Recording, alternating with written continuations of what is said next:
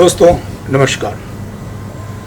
मित्रों, जीवन और बीमारी का चोली दामन का साथ रहा है सदियों से। जीवन है तो बीमारी भी है।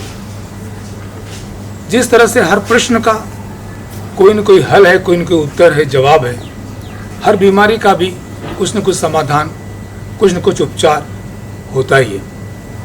अब ये उपचार कई तरह से किया जा सकता है।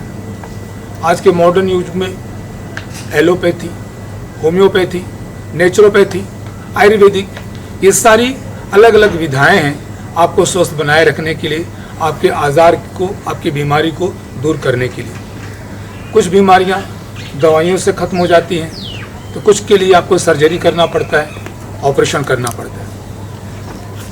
मित्रों, इन सब को छोड़ करके मैं आपको एक बहुत ही कारगर और सबसे सस्ती चिकित्सा के बारे में कुछ बताना चाहता हूं, और इसे कहते हैं जल चिकित्सा। जी हाँ, बिल्कुल आपने सही सुना। आपको आश्चर्य भी हो रहा होगा कि जल चिकित्सा यानी वाटर ट्रीटमेंट, पानी के जरिए आप कैसे बहुत सी बीमारियों को अपने से दूर रख सकते हैं।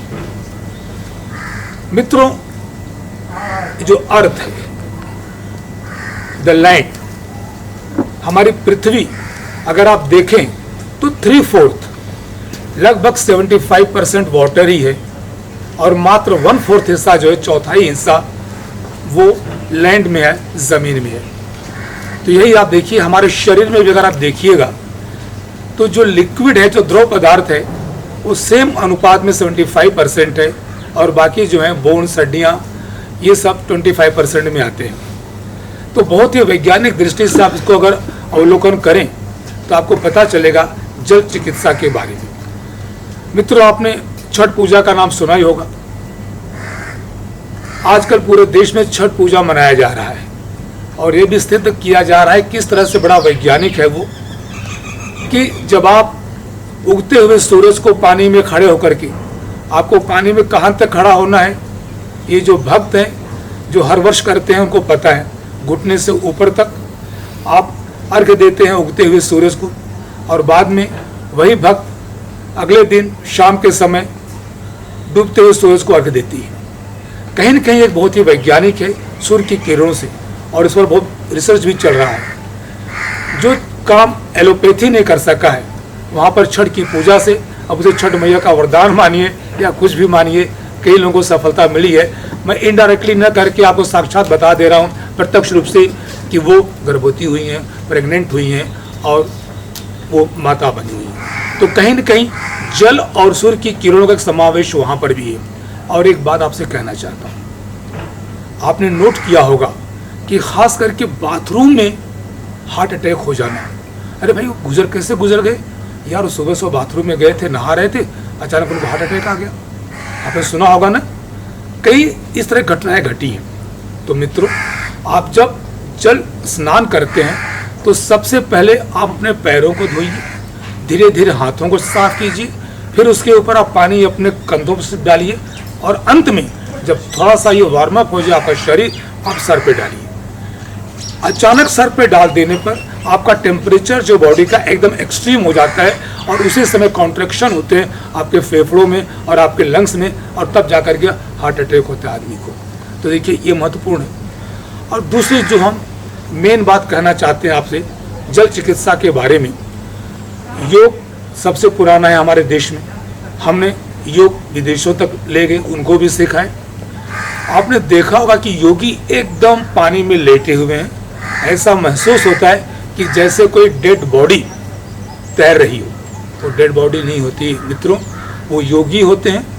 योगी आप भी बन सकते हैं। आप उसको अभ्यास करने से दोनों पैर आपके स्ट्रेच रहेंगी, आपकी बाहें स्ट्रेच रहेंगी, आपका जो पीछे का सर है वो पानी के स्तर पर रहेगा, और केवल मुंह और नाक आपके ऊपर रहेंगे। अगर आप रोज़ाना इस तरह से आधे घंटे का स्नान करते हैं, धीरे धीरे देखिए आपके बॉडी का पूरा टेम्परेचर, पूरा जो खून संचारित होगा, हर चीज़ संयमित हो जाएगा, आपके फेफड़े संयमित हो जाएंगे, ब्लड प्रेशर की बीमारी आपके ख़त्म हो जाएगी।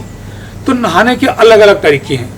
कुछ लोग देखिए जल में जाते हैं तो घुटने के ऊपर तक खड़े रहते हैं, कुछ जाते हैं अलती पलती मार करके इस तरह से आसन बना करके जल में बैठ जाते हैं, कुछ लोग जाते हैं चेस्ट के ऊपर तक, कुछ तक बैठे रहते हैं। इतना ही नहीं मित्रों, जल चिकित्सा तो कितने को सिंगर बना दिया है, गायक बना दिया है। ये कोई अतिशयोक्ति नहीं है। लोग जाकर के यहाँ तक पानी लेकर के फिर आलाप लेते हैं और धीरे धीरे वह गला साफ होता है। तो ये जल चिकित्सा बहुत ही महत्वपूर्ण, बहुत ही सस्ती, बहुत ही आसानी से सीखा जा सकता है। तो इस तरह से मित्रों, अगर हम नियमित ढंग से जल चिकित्सा के बारे में सोचें और किस तरह से स्नान किया जाए, अगर हम घर में हैं कैसे स्नान करने हैं, अगर हम किसी नदी में जाते हैं, स्विमिंग पूल में जाते हैं, वहाँ से किस तरह से स्नान किया जाए। तो देखिए, जैसा हम पहले कह चुके हैं आपसे कि 75% लिक्विड हमारे शरीर में है। जिस तरह से पूरे हमारे अर्थ में 75% वाटर है, वही फार्मूला लागू करता है हमारे स्वास्थ्य के ऊपर भी। तो जितना आपकी बॉडी हाइड्रेटेड होगी, और हाइड्रेटेड कब होगी, जब जल चिकित्सा का आप नियमित रूप से उसका पालन करेंगे, और जो टॉक्सिन होगा वो किसी न किसी माध्यम से, स्वेटनिंग के माध्यम से, जो पोर्स हैं आपके शरीर में, आपके हाथों में, उस छोटे छोटे छिद्र के माध्यम से उस सारी चीज़ें बाहर निकल जाएंगी और डिहाइड्रेशन खत्म करके योर बॉडी विल गेट एकदम हाइड्रेटेड।